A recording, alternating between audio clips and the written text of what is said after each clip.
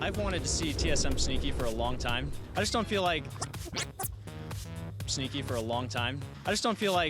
their current roster is doing a whole lot for them. And I've always been a big fan of C9's, the OG C9 team, you know, back 2014, 2015. So I'd really like to see him turn over to the dark side. Everyone wants to see Doublelift back on TSM, so I'd love to see that for sure. aphromoo, go to Team Liquid. I'm really a big fan of the Rush Hour bot lane, so I'd like to see that happen again for sure. Right now, I'd go for Ssumday to Team Liquid instead of Impact. I think Ssumday's been doing really well this season. Impact's been looking a little bit weak. I just think putting like a strong carry top up there could be really good for Team Liquid. Impact for Huni in Team Liquid. For why? It's because I think he's like more skilled. It kind of seems like if Doublelift doesn't do it all right now, they're not really winning. Ole for Smoothie on Team Liquid, even though I love Ole with all my heart. He's been underperforming recently, and with Smoothie in Academy, I think he can really shine on a team like Team Liquid. Some interesting trade proposals coming from the fans in attendance today at the LCS studios. Welcome back to the NALCS Countdown, where the action starts in just about 13 minutes. On Tuesday, July 24th, teams lock their 10-man rosters and can no longer make trades in summer. So I'm asking Mark and Zyrene to propose trades they think teams should make before the lock, and you're going to help us out with this. Yeah, absolutely. In chat, you guys will be able to say if you like these trades or not. And so we'll kick things off with my trade. It's the simplest one that I'm going to propose here, and I'm going to pretend to be 100 Thieves. I want to get Levi on the roster somehow, and the way that I'm going to look to do that is by securing a better non-import mid laner. And Fox is one of the guys who has stood out in the Academy League as a mid laner who's done pretty well. Optic is the team I'm going to approach and try and get from him. They need a top laner. They've been struggling all season between Alorum and Dokla. So you give up Brandini, who's been pretty good actually in Academy. You get Dokla or Alorum, whichever one Optic doesn't really want, and you get Fox in the trade as well. So hopefully that pushes your lineup to be you have Ssumday in the top lane, Levi in the jungle with Fox in the mid lane, aphromoo and Cody Sun in the bot lane. And on the flip side, Optic will have Brandini starting in the top side. This is the trade that I would like to see happen. No one in Twitch chat seems to agree. Hell nah. I didn't like it, but a whole bunch of nays coming out of the chat. Zyrene, what are your thoughts on this trade? My thought is if I'm actually 100 Thieves, I'm going to sit there and go, wait a second.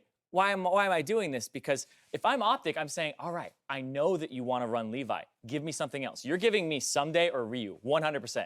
You're not trading me Brandini for that. Well, I mean, you give me Ryu or Ssumday, I can use that as a bargaining chip to go get like Shiro or a better top lane. Okay. Optic's in last place. I don't think that they can really play hardball when it's like you're the one who needs the help. And the thing is with 100 Thieves lineup, and for Optic as well, it's a pretty low commitment trade where neither side is actually giving up resources that currently start on Yeah, but I'm team. making you stronger and you're my competition. Yeah, but you're in 10th place and I'm in 1st, basically. So how competitive are we already? Would you consider a trade where Ryu goes over to I drafted Optic? up another one. We don't probably have time for it, but it was one where you were looking more for PoE and Ssumday being a trade, and then you keep Brandini and you go for a much more aggressive flipping your stars approach, but I don't think that's something 100 Thieves would go for. I think this is actually a pretty realistic trade. It started to even out there. It was a 40 A, 60 nay there near the end of it, but overwhelmingly in favor of nixing this trade. So the next scenario is actually proposed by Jat. Of course, Jat is not here, so I'm going to do my best. Oh, yeah, we got to step back. I'm going to make my best effort because, of course, Jat has the most convoluted trade in the world. It's a 4-team trade, so get ready for this one. And what you might notice at first is that, holy crap, the Team Liquid lineup is getting blown up. And so let's explain why we're approaching this 4-way trade the way we are. Team Liquid, if you take their performance at MSI and at Rift Rivals to be any indication of how this roster will do at international tournaments, okay, their world's trajectory, not looking good. So this is an effort of just switching things up for the sake of maybe finding a better option as well as improving the rest of these teams. Now let's break it down. 100 Thieves. Same problem we're trying to solve as Mark, where we want to get Levi into the lineup, but we need an NA mid laner to do so to keep Ssumday in the top lane. So C9 is going to give Golden Glue over to 100 Thieves. C9, they want a new jungler. We're talking about Blabber coming in today. They're trying to find a veteran voice, someone who's solid in the jungle. Well, Team Liquid's going to toss Smithy over to Cloud9. Team Liquid, what are they getting out of all of this since they're giving so much? Well, they're going to take a strong jungle mid duo from Optic and Acadian and Power of Evil, as well as Smoothie. That's the big ticket item here. Somebody to go next to Doublelift in the bot lane who will be maybe a little bit more aggressive, who will also just kind of synergize with the style of player, that personality that Doublelift has, and maybe have a more successful bot lane coming in there, not losing too much in your mid and jungle. And then finally, Optic Gaming. They come out nice. Yeah, they're going to be very happy with this Jack one. really loves Optic. That's what I Brandini love. into the top lane. We already talked about how he outperforms both Dokla and Alorum in Academy, and so that's a straight upgrade there. Yes, maybe you're taking a small knock in Blabber subbing in, but when you have veteran leadership like Pobelter and Ole coming into the mid lane and support, maybe you index and cover for some of that. So the question to you guys was, who denies this trade? Team Liquid. I am not surprised to see 78% of you say that Team Liquid 100% denies this trade, but this would be the overall starting lineups that each of these teams end up with as a result. And I gotta say, like, I understand if you're a Team Liquid fan why you say no to it. This is very risky, but if you're approaching it from the fact, like, we've been to 2 international competitions, we haven't had any noise that we've made there, and this roster has problems. Pobelter seems to get outclassed by international mid laners who are at the top of their region, and Ole doesn't synergize very well with the rest of the team, seemingly, and you're trying to tackle that problem at the risk of tanking your domestic performance, which I get is scary. You gotta really, make really it there scary. to international performances. Acadian hasn't done that yet. And Pobelter has proven that, sure, he could dominate domestically back when he was on CLG, and even making finals when he was with Immortals, and then boom, or even making 3rd, 4th place match when he's on Immortals, and just like, this guy has shown that he can go international. It's just the issue of when he gets there. But we have seen him on CLG MSI finals. Exactly. Obviously, there are a lot of questions to be raised around this, and it is a nut scenario. Hopefully, I did Jack justice in my explanation of why this should take place. But it seems like most people at home think that TL would be the one to block this trade. That's a 4-way trade. We're kicking it over to Zyrene for the final scenario. All right. This one's going to be super simple. You take 3 teams, 3-way support swap. What's going to happen is C9 gives Smoothie to TL. TL gives Olay to TSM, and TSM give Mithy to C9. Okay. And so what the rosters end up looking like is having a support that shores up their current weakness. So C9, right now their weakness is the fact that they don't have good late game shot calling. You have veterans with Jensen and Sneaky who aren't very vocal, but you also have new guys with Licorice and Blabber, and even Zeyzal if you're not running Mithy. So Mithy, that biggest strength is late game shot calling and coordination of the team. That's his selling point. So that would shore up C9's weakness. TL, you get a better laning support with high communication with Doublelift, who I think would make a really good duo and fit into this team. And then TSM, big issue is proactivity. You could say Ole, he's dying left and right with Doublelift, but the only thing you can't really give Ole is that he's not proactive. And TSM fans are constantly saying, TSM, just roll over right now. And they don't do anything proactive. Ole would add to the proactivity. So I think that this makes all 3 teams stronger. So let's answer this question that you see at the bottom of your screen here. Do all teams benefit from this trade? Right now, the community thinks no. Mark, what are your thoughts? I mean, just to vocalize some of the community concerns I'm sure they're thinking is that it's a hard trade to get excited for because 2 of the people you're moving are people who are underperforming on their current teams. Mithy hasn't looked great, and you're breaking up the synergy that he has with Sven. Ole and Doublelift don't really synergize, so it's hard for a TSM fan to be like, yeah, I want Ole. And it's hard for a C9 fan to be like, yeah, I want Mithy. Right. I think Team Liquid's happy in this trade. Absolutely. Team Liquid's probably pretty happy with this one, but I think I can see why it doesn't benefit all trade. But it's going more and more in their favor as they heard Zyrene's logic. Like 2 more things to add to this is Mithy doesn't even have to be the starter, right? Zeyzal can be in there, and Mithy can be a performance coach and somebody who actually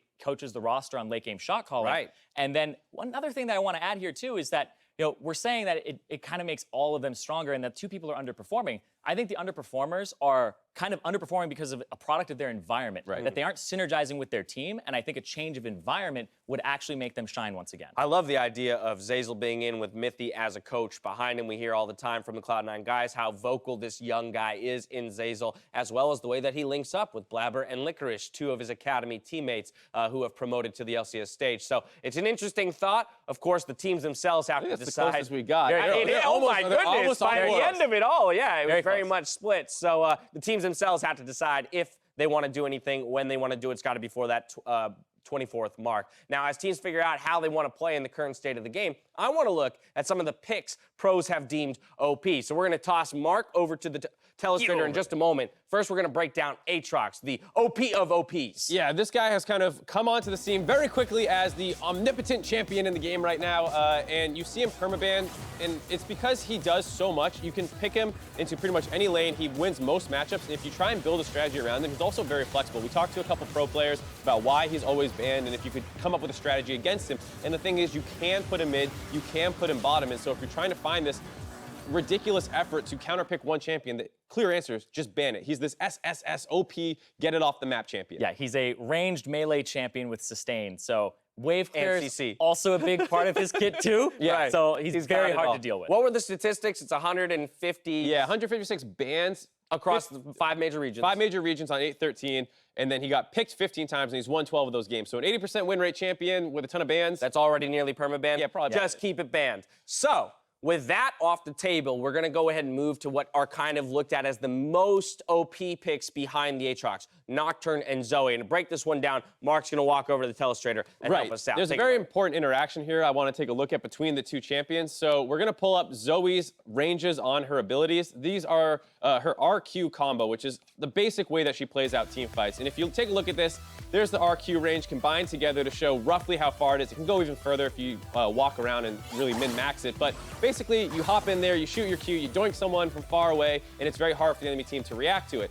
Now, the problem against Nocturne is his ultimate denies vision range. So, when you look at how it actually plays out, if we roll this clip, you'll see that when Nocturne drops his ult in a team fight, Zoe can't actually see what she's shooting at. She's shooting completely blind, she pops forward, and guess what? The guy's not there anymore. You look at the E range through walls, you look at the RQ range, the fact that Nocturne at 6 can just hop on her and try and shut her down, it becomes very hard to play Zoe into Nocturne. And so while it's very easy to understand why Aatrox is broken, there's actually a little bit more subtlety in why you don't see people trying to trade Nocturne and Zoe after that, meaning that you must ban Aatrox because he's broken, and you need to ban Nocturne on red side because you can't trade effectively. All right, so I'm on red side. I have to ban Aatrox because OP. As you just mentioned, I have to ban the Nocturne for fear of that pick going over as well, which leaves me with one remaining ban. So my question now is, in this kind of pigeonholed state, is there a different approach that teams could be taking to pick ban right now that maybe hasn't been considered, in particular from red side?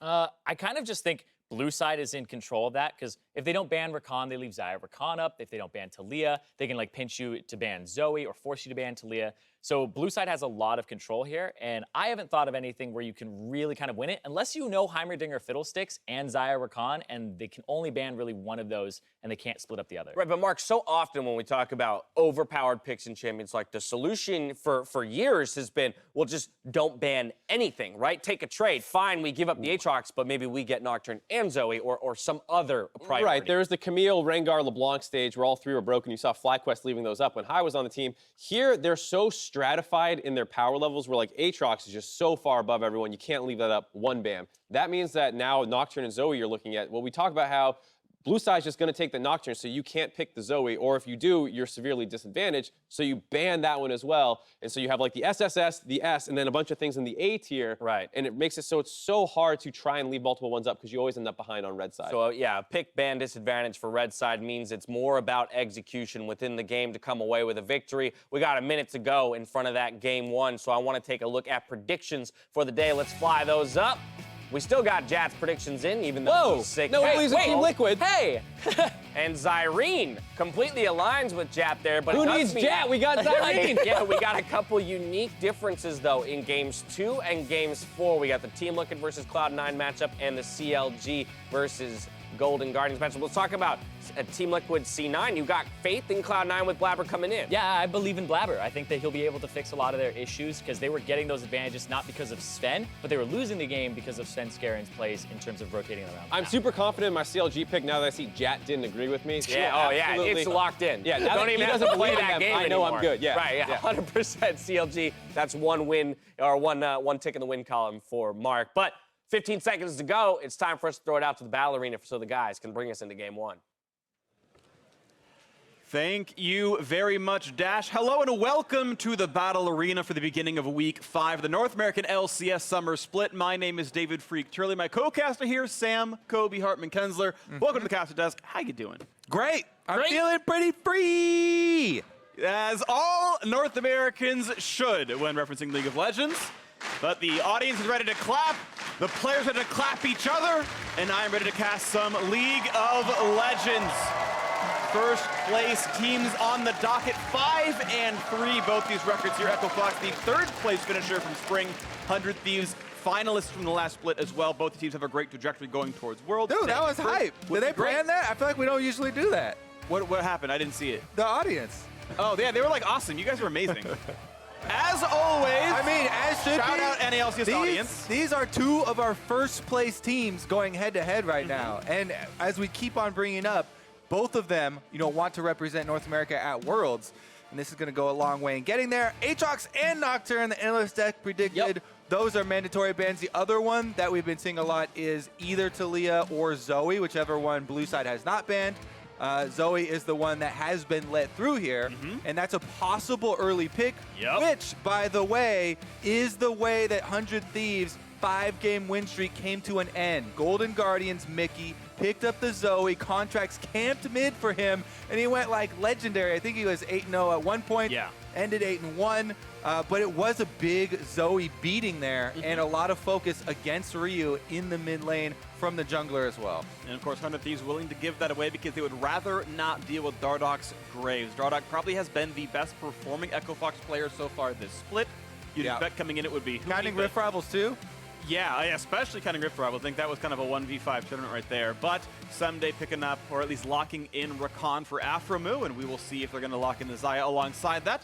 And 100 Thieves will. Now this can still be a funnel game for Cody Sun, of course, or just going to the bot lane. Yeah, it's been mentioned before, right, that a lot of 100 Thieves wins were funnel, and funneling specifically Cody. Xayah Rakan is the premier duo right now for funnel, and talking to a lot of the teams, they much prefer this duo because Xayah and Rakan can so quickly amp each other's damage to clear jungle monsters, get back to the lane very quickly. Her ultimate keeps her safe, and she actually doesn't have to wait super long to scale up. She can have an impact really early on, unlike some of the other longer scaling funnels. Meanwhile, though, on the opposite side here, Morgana has been another highly prized pick.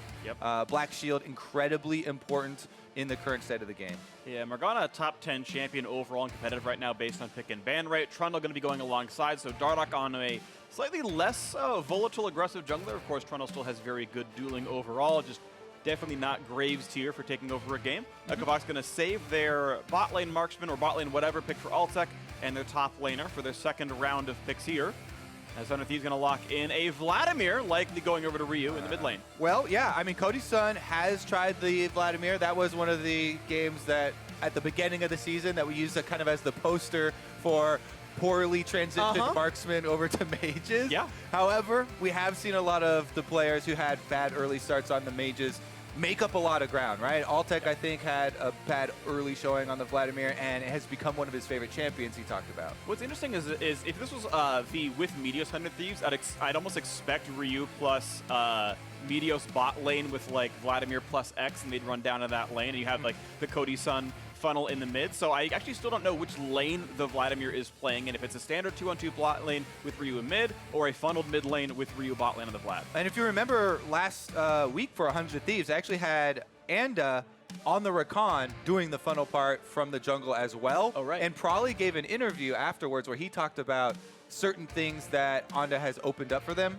Actually, he also gave a little anecdote on how to say the name. He says Anda because his name is Andy. Because his name is Andy. So I'm going to try and stick to that, even though so many people have taken the kind of like high road pronunciation of Anda, which sounds very pretentious. Well, speaking of high road pronunciations, of course, Echo Fox's support here technically would be Feng, but everyone calls him Feng, so we're going to go ahead and use the words that his teammates do. But FYI, yeah, there's high road pronunciation, and I'm not going to say Svenskaren anymore. I will say Svenskaren like everyone else because I'm no longer as dumb. Either way, second phase of bans have gone away. Pyke and Soraka removed on the Echo Fox side. They actually expect it to be a funneling support jungle mid whatever Rakan with a sort of real support in the bottom lane. Of course, you're seeing conventional marksman bans on the 100 Thieves side. No Varus, no Lucian for Altec. Yeah, and I think that would be an accurate assumption considering the history of 100 Thieves that we did go over. And in any case, it is probably going to be that support Shen from the bottom side. Shen works so well in setting up a lot of CC combos, and it's going to give you more freedom.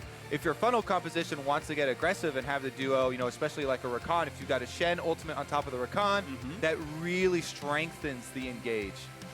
And Echo Fox going to semi-blind pick the Gangplank. They know Shen can go top. GP should be a decent answer into it. And oh, please do this. Oh, do it. Please do this. Ribbon is actually good against Gangplank because you can try and all-in him early. But if it's a funnel composition, you don't get jungle support. So a lot of times I caution against taking top lane matchups that can be easily swung by jungler intervention when you're running a funnel composition. I feel like that's why they kind of backed out. Size from the crowd. But Darius still can have kill pressure on a Gangplank. It's just that you really have to do interesting things if it turns out that it is funnel composition. Yeah, it looks like River Shen right here, potentially as sort of the quasi-jungle pick. Cody Sun, the only one running Smite right now.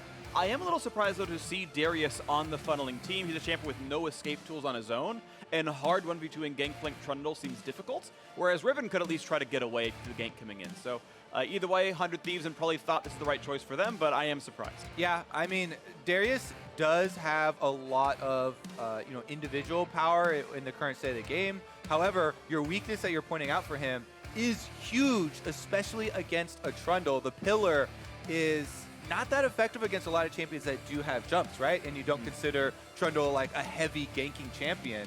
But against things like Darius, you only have your flash, and the pillar can get a lot of mileage.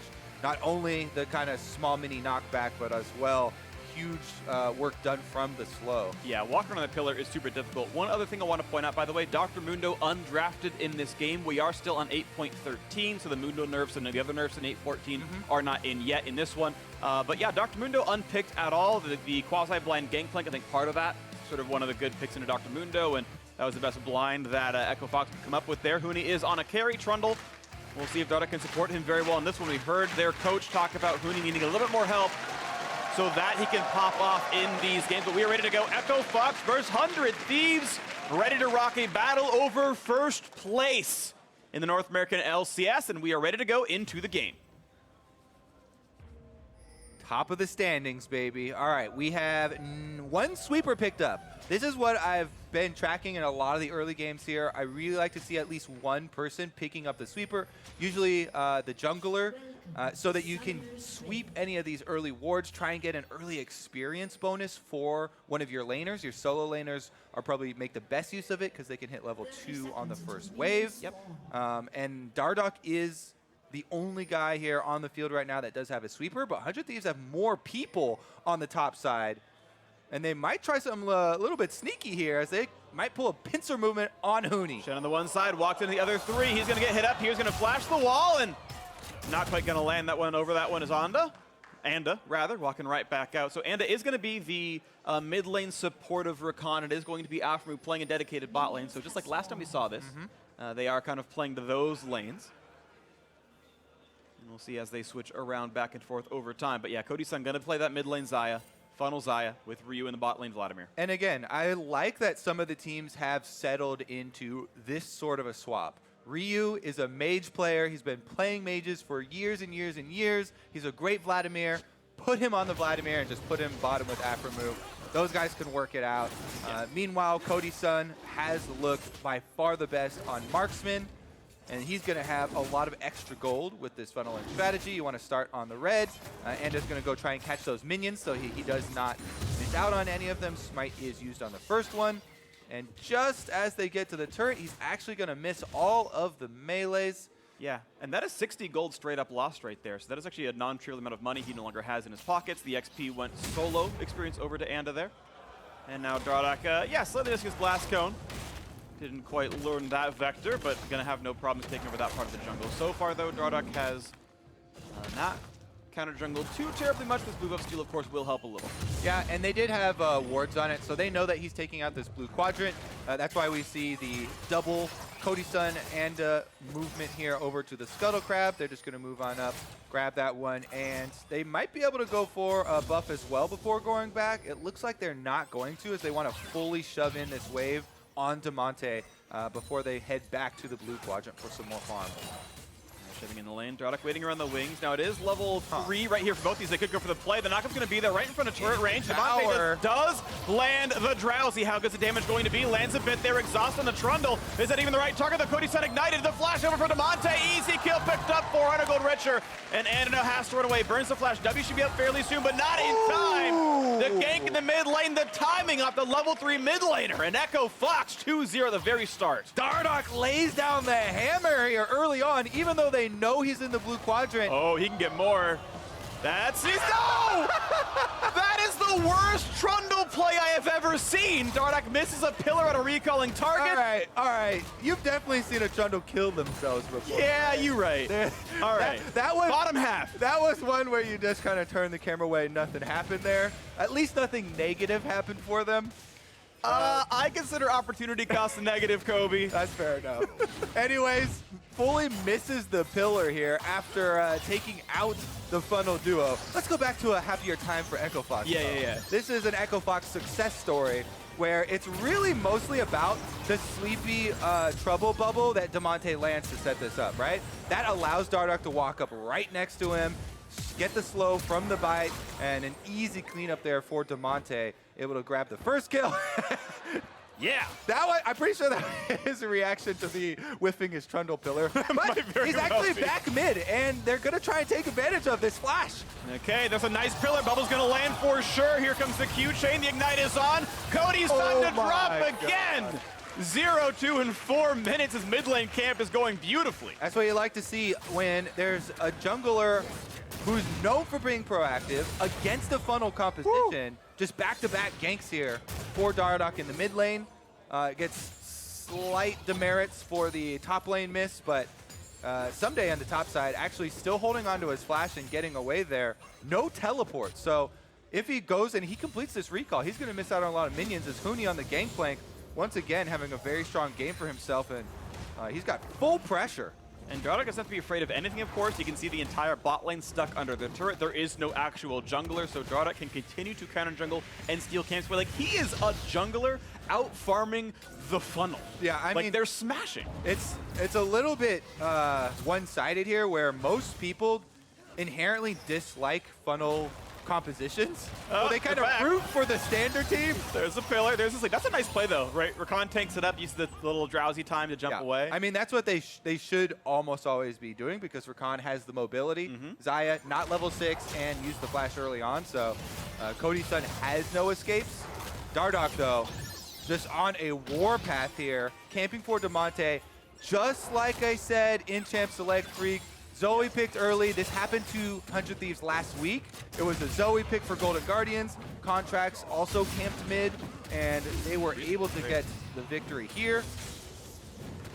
That trade looks so good for Ssumday, and then he lost half his health anyway. Huni is just actually bashing this lane right now. He's got about a 7 CS lead. He's got the shove going in as well. Yeah. And this has been without most jungle help as well. And one of the changes that we see, oh, never mind. Flash going for the play, and the boss had a flash to land the best of it as well. And that's already a 1 kill. Feng running away, and well, too bad his lane mate is already dead. Nice play in the bot lane. 100 Thieves finds something on the board. Oh, the Shen setting it up. Really nice move there from aphromoo. Taunt flashes, and Ryu gets his full channel off. Vladimir damage comes through, getting a kill back, and they really need an area on the map where they're being successful right now. So 100 Thieves, bottom side is going to be their focus. Meanwhile, Dardoch still looking here up on the top side.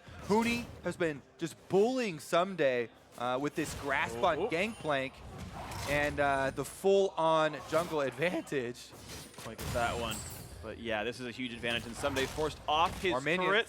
He's level 5, Gangplank is 6, and he's getting no experience at all. Afro coming to help. They can spot him now. There is no flash. This is going to be a pretty easy taunt. Pillar stops up most of it, and the taunt goes a bit short, so Huni is on the run, and Damonte's here to join in as well. Now it's fight over the red buff as that fight has stopped out, but okay, Cody Sun's in range. Higher level for a bigger smite. It's going to be a battle for this. Who's going to pick this one up as it comes across? Altec come in. There's a red buff, a nice taunt as well. They could knock down Dardoch. He's taking a lot of damage over the wall. He goes, and the aphromoo. aphromoo is just everywhere right now. Huni, though, under attack. Got to be careful. Level 6, the dunk comes in, and actually just hit it a little bit too early. Dunk forward. Auto gets the middle. Ssumday wins the fight, though, and suddenly 100 Thieves has tied up the scoreboard. Damn, this one is an action-packed game we've got on our hands here, Freak. 7.5 minutes into the game, 6 kills on the board, and 100 Thieves are not going to take this one lying down. aphromoo, he gets the kill on the bottom side, then he immediately roams up the top side to try and take control of this game, and that's what you like to see from veterans. Our spring split MVP trying to make some early game plays. They finally get to take some counter jungling out there as well, so only an 800 gold difference in a game that started out 3-0. Really nice taunt flash, really good roam by Afro. Ssumday won his duel. That pick now starting to make a bit more sense as we watched them fight it out earlier on. We've got a real game on our hands here. Battle for first place, you'd expect nothing less. I really liked that duel between Ssumday and Huni afterwards as well, as we were so much talk about those two top laners. But it all started in the jungle, where aphromoo was able to turn the numbers in 100 Thieves' favor, and they finally put a stop to Dardoch and his early advantages that he was creating. Then the Huni versus Ssumday duel here. Ssumday does have the fully stacked passive there, so even though he's only hitting him with the handle of the, well, in this case, it's a basketball hoop. Yeah. He still had enough damage just hitting him with the post there because of the fully stacked passive, just affording so much ridiculous AD. Huni did play it pretty well, trying to stay on the inside, but loses out by the smallest of margins. In the meantime, bottom side, there you go. Tower gonna go down, and this is first tower bonus gold. $600 into the pocket of Altec, another 200 spread across the rest of the team for that. Summoner's Rift has transitioned to USD, I guess, for their currency. We're in America, it's how it works. It's euros over in the EU LCS. It's surprisingly worth a lot less when you kill them in Vietnam and Korea. You get 600 won, and it's like, why? That's okay. That joke didn't go very well. Either way, 1,900 gold separation here. Echo Fox have moved back to the gold standard. We're going back in time. Economic jokes, not all the rage right now, Fiat buddy. currency, not exciting for the commentators. So that's all right. Blue is going to go over to Damonte, though, who has now started several games in a row now for Echo Fox. Another roster change we didn't really talk about too terribly much, but I believe it's now 3 in a row for him. And so far looking quite good on this Zoe. Beneficiary of some ganks in the early game and redemption, some minions. Yeah, I mean, there has been so much action that we should go over like the points of power for this game right now, right? Even though the bottom lane did get killed there, Altec, huge amount of CS. We haven't seen like a ton of success from the Echo Fox bottom lane, and they were notorious last split for getting a lot of flack when Echo Fox's losses, but they've done really well here as far as the farming goes, at least in the early stages. And honestly, most of summer split too, right? They've picked it up quite a bit, and not really that big weakness that we've talked about so much over the history of the team for these guys. Now, you know, he's got his Shen. He's trying to stack up and transform the Morgana, and they've already rotated them up top side because of the turret takedown bottom side. Gives them a lot of momentum to work with here as far as forcing down objectives. Yeah, I really do want to kind of spend some time talking about the Echo Fox dual lane because it's also keep in mind Feng starting here in the bot lane. It was Altec agent for a while. Feng coming in midway through this split, so it's actually an Echo Fox who have switched 2 players from their 3rd place spring split roster. Right, Damonte coming in, putting in some work, and Feng as well. And this is, again, a duo that, got first turret. Yes, 1 kill given away, but pretty positive things right there. And if Echo Fox actually have strong players and strong roles all across the map, that is a much better look for the team. No longer the Dardoch and Huni show, absolutely. And definitely a team that can threaten later on in this split and as they move on towards the postseason. Yeah, and of course it is, you know, Ezreal Morgana, notorious poke lane. True. Very strong if you're landing your skill shots. Right now they're getting predatored on though. He's swift, and actually R's late on the damage output, so doesn't get a whole lot done. They're gonna still walk in towards Feng, but no kills coming through. Altec stays alive through that one after flashing away, but now a Rift Herald charge in the mid lane is almost certainly going to be the turret falling as and is far enough away, and a quick swipe's gonna knock down that turret. So 2-0 turret score, still equaling kills. Echo Fox well ahead, 2,500. Yep, and Huni's heading back down bottom side to soak up all these minions. It actually makes it very scary for Darius. Now that he's had to lane swap back after the bottom turret is gone, you mentioned he doesn't have any escapes for himself, and would have to rely on his flash. So Ssumday has to play this particularly well, keeping track of the enemy players. And right now, he's actually trying to get very aggressive on Huni. Under the turret, goes for the trade. Doesn't get the heal back on his Q either. Yeah, Huni actually cutting away just barely. I think if he lands the auto attack, he gets a move speed out of his passive and able to use that to run away from Ssumday and get out of the range. Also, I want to point out he is running Grasp on Gangplank, not the standard Kleptomancy. That's going to give him more health, make him more survivable against those Darius one-on-ones. I think it's actually a very good choice to run Resolve against a quasi-assassin, if you want to call Darius that, to survive. No. No, don't call him He has 800 true damage. Is that not an assassin ability? Didn't we have a very large rework around, I believe it was called Juggernauts? Freak? All right. Well, surviving a burst Juggernaut. Nice. All right, that's going to work for you? Thanks, Kobe. All right. Either way, the wards drop off, and Echo Fox going to hope to knock down the final outer turret, the top one at about 56%. Oddly specific number, but he's going to try to work that one down a little bit lower. Altec and Feng push in towards... Yeah, and it is going to be pretty hard to wave clear against this, of course. Shen can walk up for stacks, but not the same kind of push power that, as you mentioned, Ezreal Morg can do. 60 gold earnestly put down a ward, and this is going to be wave clear. Pitting back and forth. The duos we used to see in the mid lane. And it's continually becoming a more and more dangerous, well, let's take a look at this 2v2. All right, they're going for the big player here. TV's coming in as well, though. Shen shows up. This could be a very scary battle, as now Feng is here as well, and aphromoo days might be numbered. Pops a stopwatch to buy some time. His taunt should still be on cooldown. Gets bound up and now into the back lane. They go look for the burst damage across. Feng getting pulled back into the team. Pulled a second time, and a stopwatch stops the dunk, but they could come back for a bit more. Ssumday gets one. Looking for the next one, but no, killed off in time. He doesn't get a second dunk out here. And as Damonte shows up at the 2-for-1 as Echo Fox win the fight. Oh, what a ridiculous collapse here. And in the end, Echo Fox are going to get the push afterwards. Because they've taken down all these turrets, they have so much more room to work with. Everybody heads down to the bottom lane, though. They're going to chase Cody Sun and... Ooh, almost. Stealthy Flash does not quite land that one. Cody Sun staying alive, but this is still a 2 versus 3 to certain degrees. TV coming back. They're going for the big play. Looking to knock down Damonte into the 500 HP for the trade back towards Cody Sun. Can they get the trade? Looks like no. Dardoch still trying to make this one happen, and he's just going to get himself killed. Takes a bite at a crime and gets taken down all the same. End result, 100 Thieves now coming out ahead, and now look at the backline kills. They've picked up 3 in the back end of this one. Looking for number 4. Huni is not got anywhere to go. He's flashless. Doesn't have the damage. The knockup's gonna be there, making 4 in a row. 100 Thieves in the TP play. Answer right back. Oh, 100 Thieves more coordinated here in the answer. Ssumday with the apprehend on Huni over the wall to bring him back into the pit and grab another kill for themselves. Remember, 100 Thieves are still down in gold, a couple thousand here, but this gives them the time to be able to take an objective. A Mountain Drake will put a lot of work in later, plus they've got a bunch of work they need to do on turrets if they want to get back within striking distance of total gold. Mountain Drake on the board. 100 Thieves only 1,300 behind. Spellbinder's Orb just completed on Ryu. We can watch this gigantic fight once again. Starts off with a 1v1. Immediately, though, turns into a 2v2 with the Shen ult and the Morgana teleport used. Then we have ultimate here from Feng, forces a stopwatch from aphromoo. Becomes a 3v2 when Anda comes in. He's able to land the quickness and initially force out the W from Huni and another stopwatch, this one from Feng.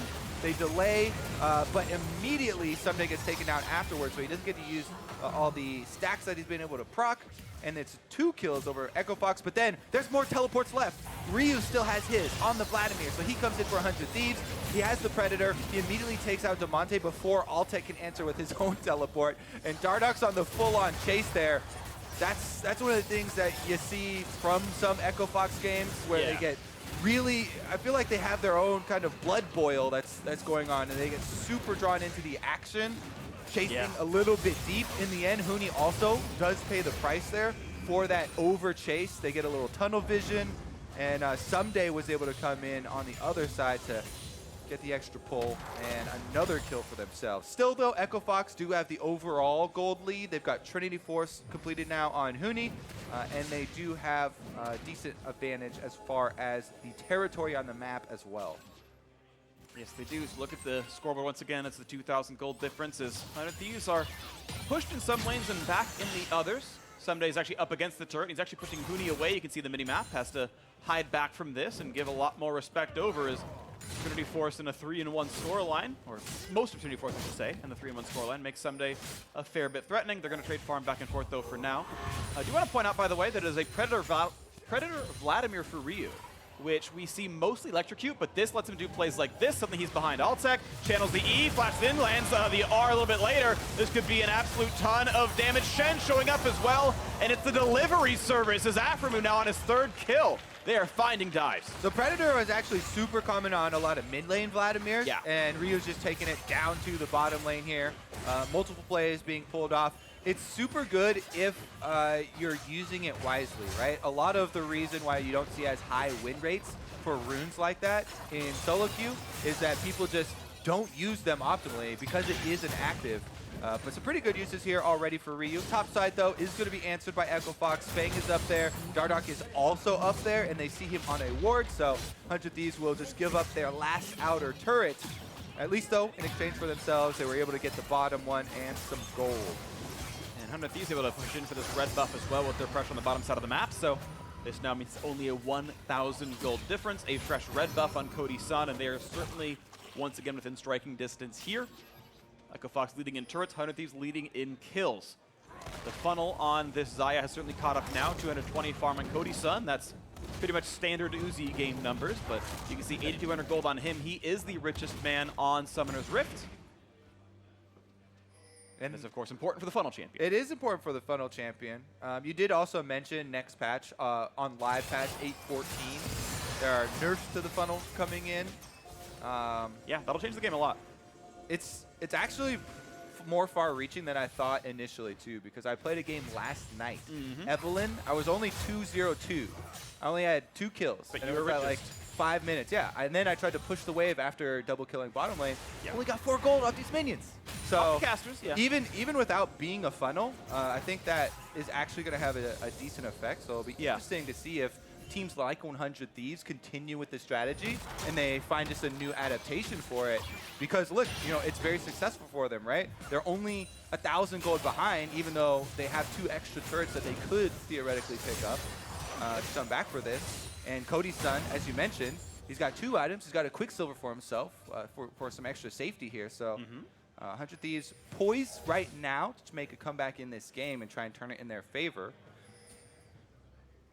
Let's see if he can survive those plays. It's very interesting that he did actually stop by for a Quicksilver Sash just because he's already got his ultimate to kind of react to trouble levels or react to Morgana bindings, but really valuing his own safety, and I can't say it's wrong, just an interesting choice. Ssumday gonna battle up with Huni. Nice damage at the very beginning. Triggers his extra in as well. Yeah, pulls him right back in. A lot of damage here. Has the 5 stack. Ults for 1,000,000 damage and just lands him with the Q. That is a great kill out for Ssumday. Nice attempt there for Anda to show up. Either way, a solo kill for Ssumday is a big deal. Yeah, there was a cooldown used here for Anda as he also popped the quickness. Didn't quite know that Ssumday was going to flash for that. Maybe a little bit of communication could have saved a small ultimate cooldown there. Regardless, though, the kill does give them some more control of the map. Ryu pushing top side. Ssumday is at the turret on bot. Damonte goes for the big Q burst, going to knock down most of these minions and keep that turret alive. With the 100 Thieves split push starting to work really well when Ssumday finds kills like that. He went for the counter pick, I should say. Didn't have any jungle help. Actually got ganked a couple times by Dardoch, but at the end of the day, he is now really winning his matchup. And Ryu's split push working nicely as well. That's going to be another turret falling down. 100 Thieves have tied up this score line. In fact, they sometimes lead by 100 gold. So really, really nice hit on the mid game, coming back from a very rough start. Yeah, I mean, it's only 21 minutes into the game, but we already kind of have to go back and look at how this all started because there were so many different stages where there was a lot of action in this game, and a big part of it was aphromoo taking the Shen, taking some initiation into his own hands, roaming up to the top side, getting that side for 100 Thieves going, and then them just performing well in skirmishes. All right, bubble does hit. Just a Rakan, though, pretty far out. And they're going to look for Dardoch, but not going to find the knockup. They will not get the charm either. Now across the wall, big burst coming through for Damonte. True shot barrage hurts him as well. This is going to be 100 Thieves forced to run away. Ryu on the flank, though, could be a big risk. Afro. How good's his burst going to be? Cody Sun very low in health, though. With the main carry out of this fight, I don't think it's going to be a team fight 100 Thieves can go for. So the wave got cleared, and a new wave's coming in to push the turret. Predator also used by Ryu just to try and roam up to that fight. Ssumday has been winning these 1v1s with Huni, scares him off here at the turret, and Echo Fox trying to collect themselves. Actually, they just start out the Baron. 100 Thieves have Cody Sun in base, but he's heading out. All right, looking over at the wall. No vision, finally puts a ward down. No controls in the pit, so it's actually full vision here, and Vlad's going to be asleep. Big chunk of damage comes across, pops the ulti, goes in for a big bunch of damage, and he'll stay alive through a stand united. Ulti times out, but the fight continues on. 100 Thieves and Echo Fox both kiting back, but a big chunk down towards aphromoo. That was a stopwatch activation for Ryu, so he's going to want to try and upgrade that one and complete the Zhonya's next, because very important to have that utility as far as your team fight phase goes there. You can see how much healing came in from his ultimate after he was able to wait out during the duration. Luckily for him, he's almost done with this Zhonya's recipe anyway. 100 Thieves, though, will just move from the Baron area, though, and they still get Echo Fox the Elder Dragon. So that is going to be 1-to-1 for Mountain Dragons for both of these teams, and they're going to put a little bit more speed on their Baron killing attempts. That's true, and Baron killing going to be pretty quick on both sides, I feel like. As far as if they get some uncontested time, I think there's a really high DPS squad in either composition. That's why we have so many kills. That's true, yeah. A lot of damage, only a couple of tanks. Trundle basically the only one on the one side, and Shen, and you can maybe consider Darius in the other, although Darius going for a very aggressive build. He's got a BF sword and a stopwatch. That could be an early Guardian Angel, I guess. Yeah, what was your term? A burst juggernaut?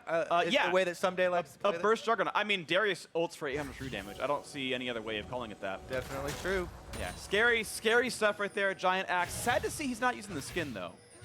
That's a bit unfortunate. I think that is a huge misplay, and you should be ashamed of yourself. I like his skin. Thank you very much. Yeah, well, it's not legendary. It's the dunk, people. Okay, yeah, but it's not God King Darius, who, by the way, shout out, won the competition. So all hail God King Darius. Well, that's interesting. Yeah. We have 3 Darius players in the audience cheered for them. Apparently, NA was all Garen-sided. This is why we're the worst region. Relax, buddy. You need to calm down. Like, I don't even know what the last 3 points you made. You're right. Fire. All right, I'm moving back. I'm gonna calm down. There's a 1,000 gold lead for Echo Fox, and they're pushing into the mid lane. Ssumday, the Dunk Master himself, 4-1-1, has the info on how he's gonna kill people. All right. He's gonna be slam dunks. Keep your eyes on the Dunk Master then. Actually, Ryu is flanking around here on the Vladimir. On the backside, he does have his Predator ready, and Zhonya's, as you said, completed. Oof. Ssumday is down to half. Nice pool, gets under the bind, but they might go for the pillar. Doc. Gets the slow, pillar's gonna land, forcing the flash out of Ryu. That is nicely played, though they burned several summoners, and let's health bars off 100 Thieves. Yeah, that's a lot of control here for Echo Fox. They didn't kill anyone, but they got a large health lead as well as a bunch of cooldowns there, and 100 Thieves are gonna have to heal and get back out onto map. Luckily for them, they have a lot of deep vision here in the jungle, but none inside Baron. So Echo Fox, with that Mountain Drake, are going to try and force their hand once again. Down from a 4,000 gold lead, but still looking at the Baron setup here as Echo Fox. And this time around, though, they've given up control of the mid lane waves. They're going to be second to the play as Cody Sun shoves it in. Look at a bit of fire here. Pops the W, looks for some damage output, respects the bind, and doesn't quite. And it takes some damage. Dodge zone comes in. Big chunk comes through for Damonte. A little bit of respect maybe needed on the 100 Thieves side. They're getting poked out. The Zoe doing a great job at playing for control. Death Cap completed. A very, very scary poke champion. Ryu, as you mentioned, as you saw, waiting in the wings. Slowly, too. The longer we wait in mid here for Echo Fox, the more work Ssumday does on the bottom side. 100 Thieves are the ones with the advantage right now because He's got no flash. That pillar's going to buy some time, cools away, and Rakan going to look in, but it's through a black shield. Dardoch stays totally safe here. Will it be a re-engage that works? Bot lane tier 2 has died, and 100 Thieves secure the 4v5 advantage. Turret falls in the split push. Yeah, the 4-man squad here is just trying to waste Echo Fox time, and it's working. Ssumday gets a whole turret. Now he's at the inhibitor turret, and Huni has to walk his way down there to answer. The Fox losing control this one. The game back to tied. Again, they were up 4K at about 12 minutes. They've lost a lot of that lead now, and that's 100 Thieves, I think, doing very, very good work in this mid-game. Splitting with Ssumday. He's been an absolute stellar performer, probably the best performing Thief on that side, and being 4-1, he's doing it again in this game as well. Does kite back, goes back to somewhere else in the map. We'll see what can happen yet, as Baron Vision's mostly dropped away. In fact, the only wards in that river right now belong to 100 Thieves. Echo Fox losing control of this game. Ooh, I like these completions, though. Oh, never mind, we have a sleep. And that's a big chunk of damage on. It's going to burn down. And falls. Damonte solo kills him. All right, that is huge. Echo Fox now starting up the Baron. That's going to probably force a teleport from Ssumday. He does have it available. All right, this is the big play. 4v5. Vlad going to be TPing late. He's actually still 3 seconds away. Baron at 1/3 HP. He's going to show up pretty soon.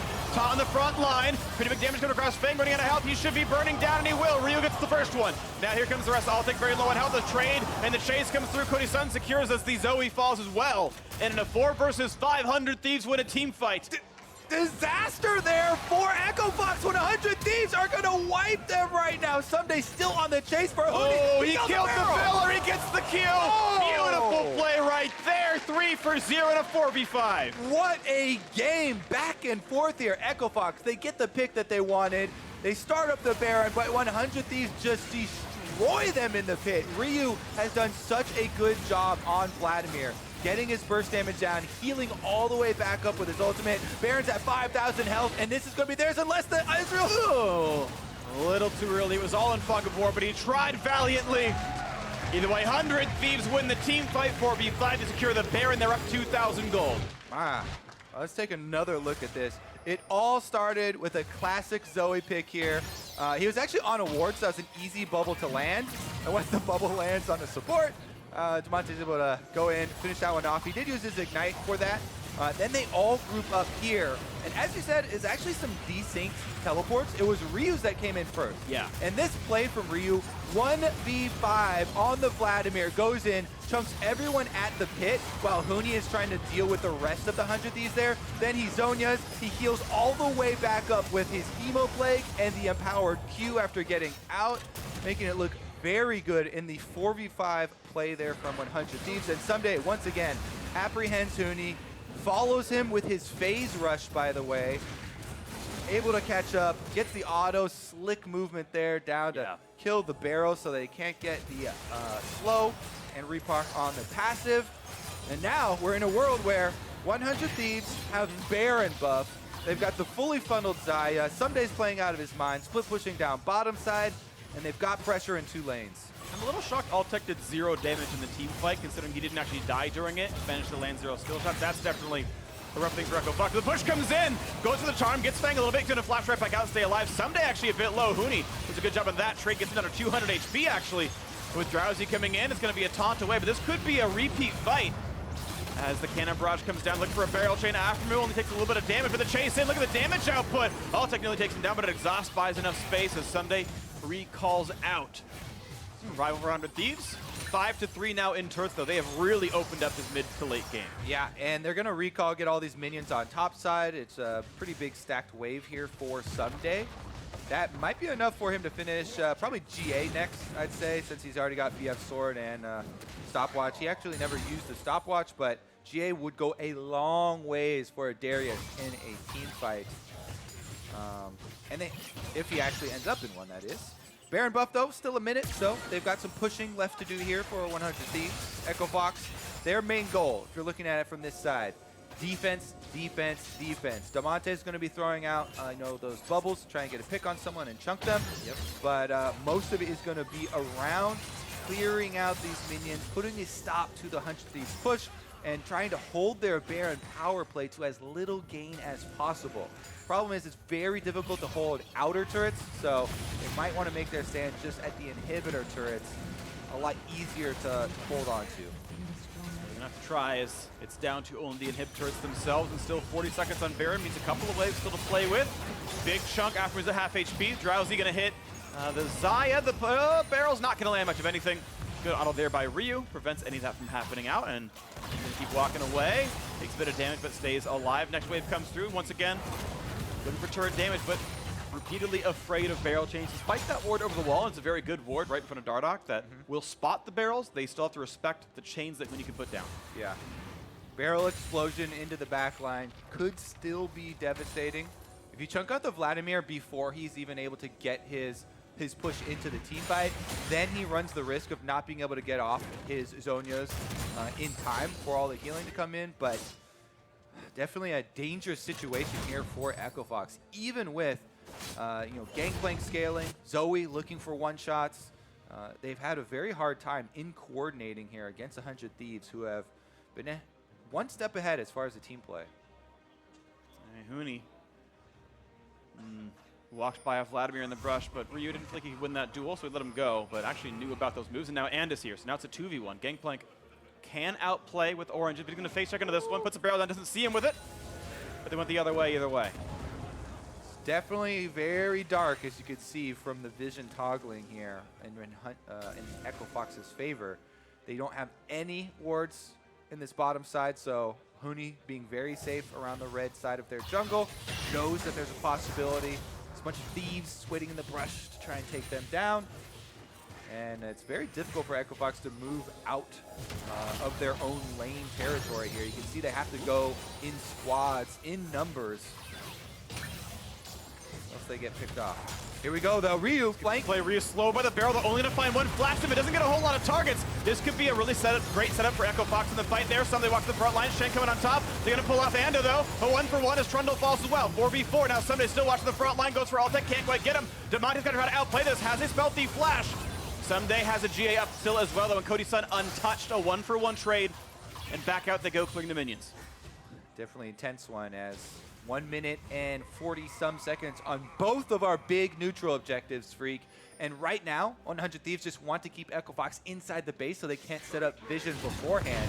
If they can continue to pressure them and keep them inside, once this spawns here, it's probably going to be a trade. Here we go. Huni actually got a lot of damage down to Ryu before he got into the fight. Like we were talking about, you can take away a lot of the threat if they took him down early. Then he's forced to play a lot more defensively. But even so, Cody Sun got the counter kill there on the Dardoch during the time where they lost Anda, and it was a 1-for-1. And being a 1-for-1, that still keeps Echo Fox on the defensive, and they haven't had time to get out to either Baron Pit or Elder Dragon. We'll see how they play this, if it's actually going to be a trade of these big objectives, or if 100 Thieves can force Echo Fox to give it up.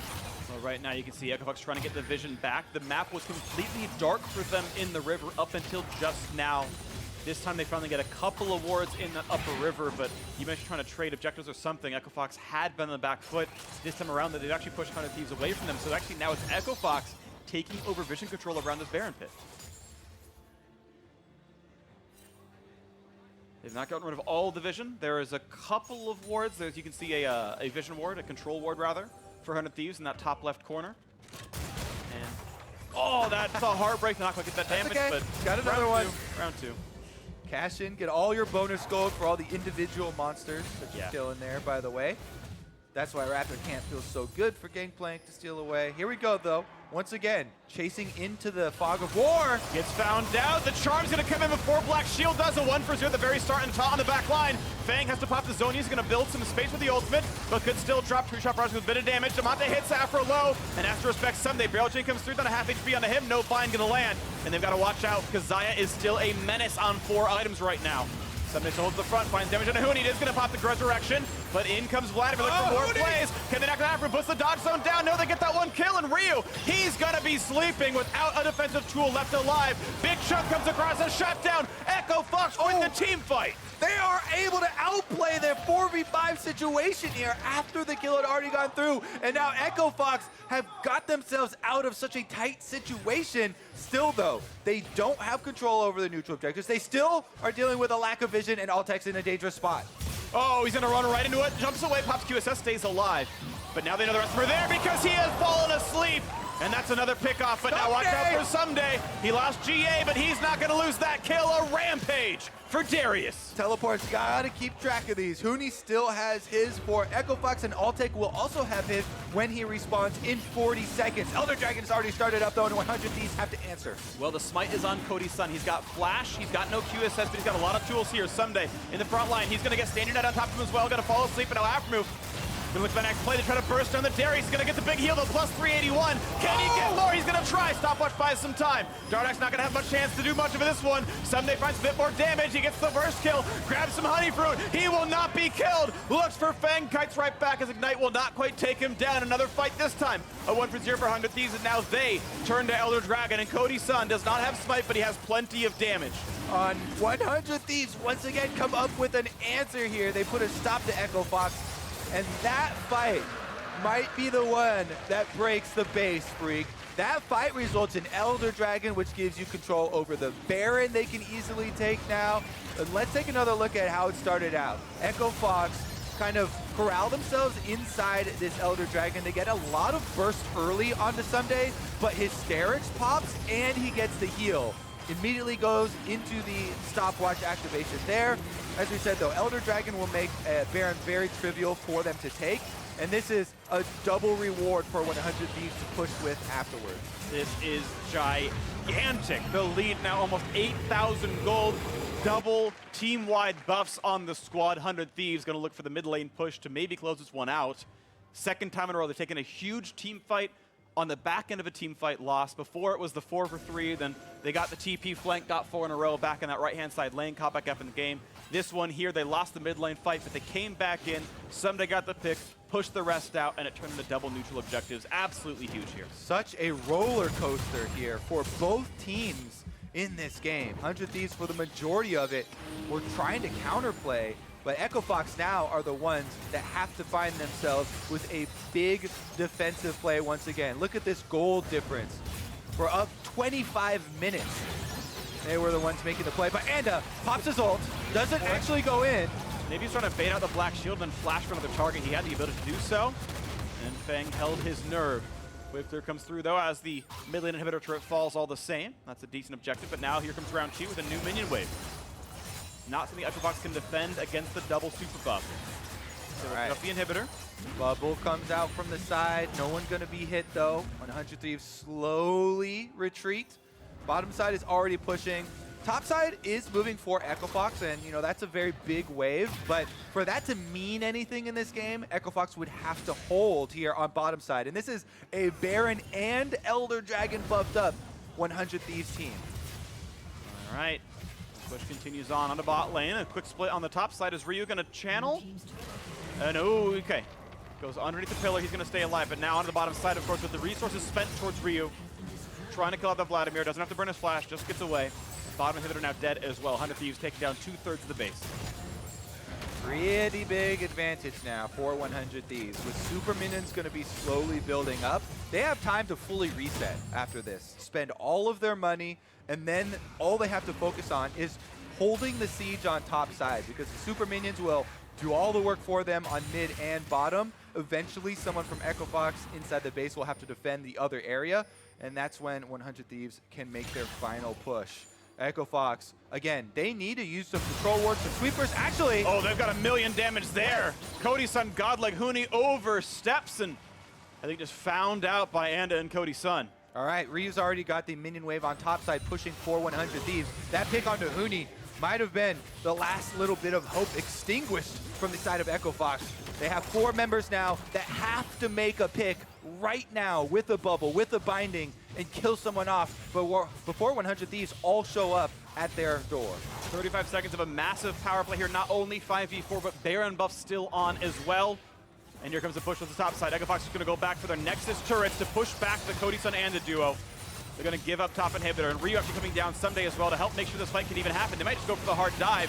As the first turret falls, second as well. The Nexus is open, and now for the team fight 5v4. Big damage to the back line. Ryu taking down everyone he possibly can. Dardoch's health bar running a bit low. Cody Sun dives in towards the fountain, tries to get a couple of kills. At least get the health bars low, but the Nexus, it will fall, and 100 Thieves will take down Echo Fox.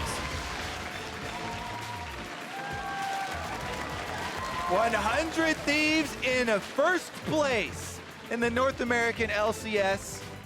All alone up there, and they will hold that one for a little bit longer into the day. Yeah. Until CLG and Team Liquid play their games. But man, what an exciting opener. Especially Ssumday. If you think about how the early stages of this game went for Ssumday, Huni constantly bullying him under turret. Up 10 CS, forces backs early on, forces him to miss out on these minion waves. Then aphromoo makes the big roam up top side. They turn around the kills, and 100 Thieves with constant punishment on Echo Fox's oversteps. So 100 Thieves have cleared the first round robin, their first 9 opponents. They'll do it all again starting tomorrow, only dropping 3 games in the process. Golden Guardians, CLG, Team Liquid. Their 3 losses, they beat everyone else. Over the next 4.5 weeks, they'll do that once again, and we'll see what their playoff structure looks like from there. But they're the Spring Split finalists. They have now kind of guaranteed at least a share of first place in the end of the first round robin. They have remained a very top team. It's a team that was built this year, came together, players from all different rosters, even had another roster swap here. It's an organization that just came together. Well, exactly. And that's kind of what I mean, right, absolutely insane success so far for 100 Thieves. Finalists in first place right now. Sky feels like the limit for them. It's honestly really exciting looking forward to, because I feel like 100 Thieves were the team that really embraced the changes to the meta and the funnel style of playing the game the most. And with changes on the horizon for that style, will they continue to adapt? Will they just make changes to that style and keep it going? Or will they abandon it? Yeah. It's definitely going to be fun to see as we track them towards playoffs and once again see them at the top of the bracket. Yeah, there's going to be a huge question for Week 6. Like, the metagame is going to change once again, and I know that it sometimes happens a lot, sometimes happens a little during a split, and 100 Thieves have been good with this one. We will see what it looks like for them in Week 6 and beyond. But for more on that victory, let's send it down to Avli and the Dunk Master for 100 Thieves. Thanks, guys. Ssumday, congratulations on that win. Coming into today, a lot of people were hyping up the fight between you and Huni. Did today's lane matchup go the way that you expected? Echo Fox is pretty much play around the top, and Huni is one of the best top laner in the NA, so I was nervous, but I believe that I could play better than Huni, so I'm pretty glad. And we see a lot of success with the funnel comp for 100 Thieves. Why do you think your team runs that comp so well? We already mastered funnel strategy last week, so we didn't play much in the screen, but we already knew how to play this funnel, so we played it. And are you guys worried at all about the next patch that's kind of going to try to nerf a little bit of the funnel strat? Pretty sad we cannot funnel anymore, but I think if we were Xayah, you can still play funnel. And we're entering the second round robin. You guys are going to face everyone all over again. Who do you think are the biggest threats and maybe potential contenders for playoffs and even worlds? Everyone can be the best team, so I'm not sure now. Not sure yet, but this is where you say you guys are going to be on top. Yes, I am. Well, Ssumday, congratulations again. And for more on the game, let's hear from the State Farm Analyst Desk. Thank you very much, Avli. First off, we got to welcome Meteos to the desk to help us break down the games as they fall today. But 100 Thieves moving to 6-3 to close out their first round robin, and to do it against Echo Fox, that's going to feel real good. Mark, I'm coming to you first because you had laid out the win conditions. Where'd they go? I don't know, man. They're also lost conditions. Yeah, I was going to say Echo Fox. I don't know. They must have been lost in the mail or something. So 3 of their 5 wins were on funnel. You give them funnel again after Golden Guardian showed that they struggle when they're not on funnel.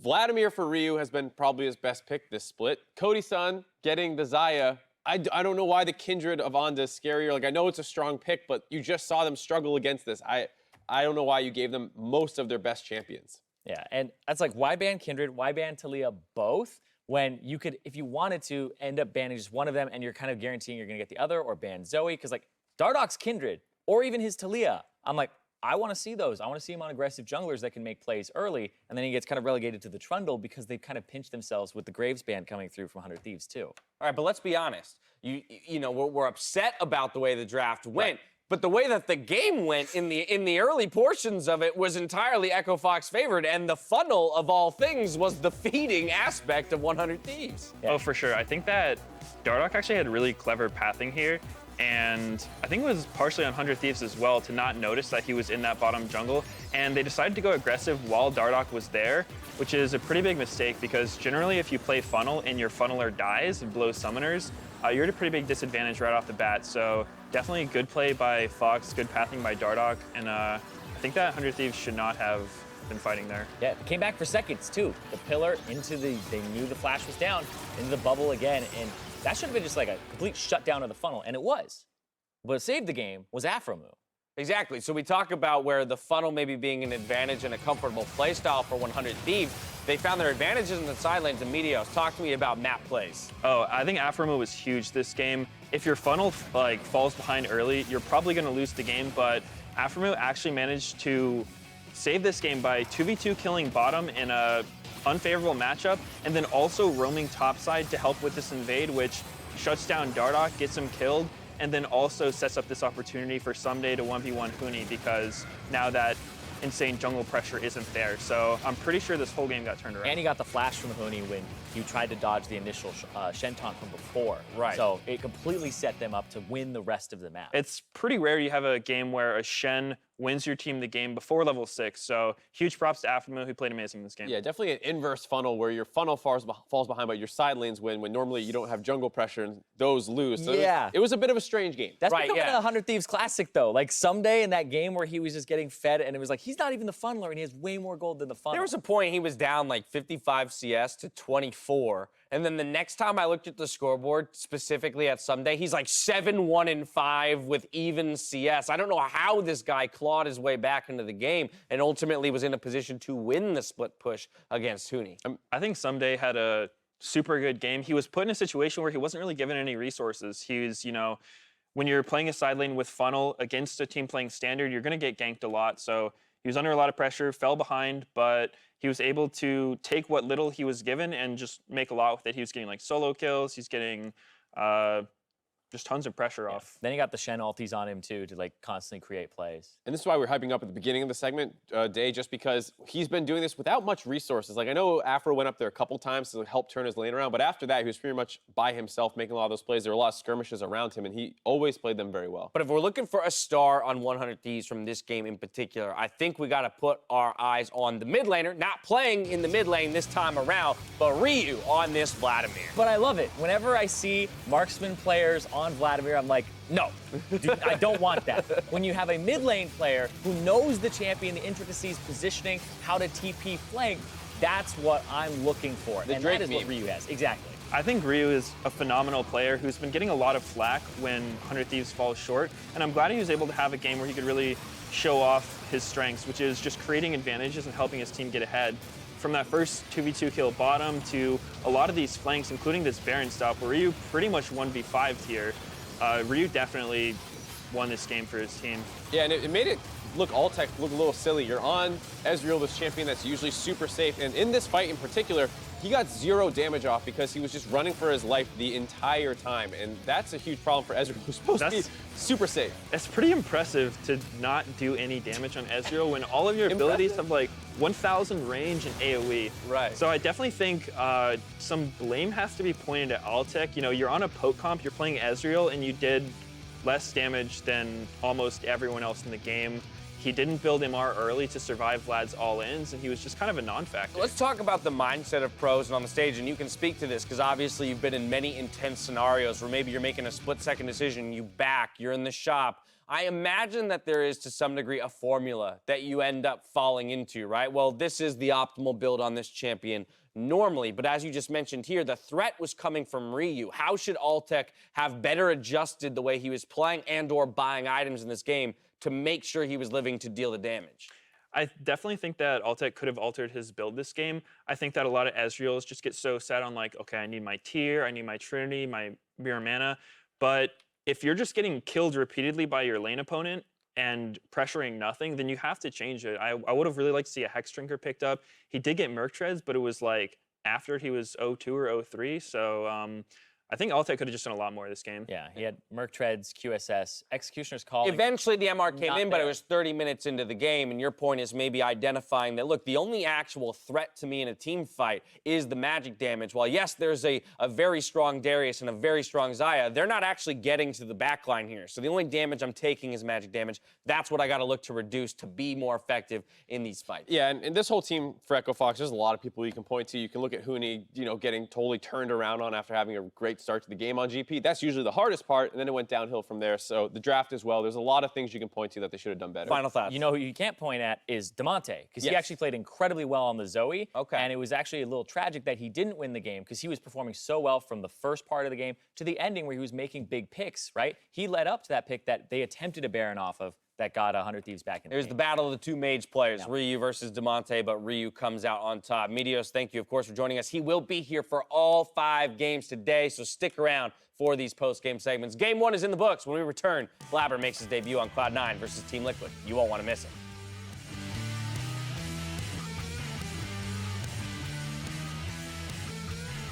Is that even the right target? The Cody Sun ignited. The flash over for Damonte. Easy kill picked up. 400 gold richer. And Anino has to run away. Burns the flash. W should be up fairly soon, but not in time. Oh, he can get more. He's no! I'm so boosted. And actually just hit it a little bit too early. Jump forward. Auto gets the middle. Ssumday wins the fight. I can chase if you flash. Yeah, No flash. no flash. 2 seconds. 죽지만 마봐. One second. I'm gonna top you. Get to Xayah. Nice. Ssumday still on the chase for Huni. Oh, he killed the filler. He gets the kill. Beautiful play right there. I'm going to help. So close. He's gonna sleep. No flash. He has no flash. Go. Oh, nice, guys. Big damage to the back line. Ryu taking down everyone they possibly can. 100 Thieves will take down Echo Fox.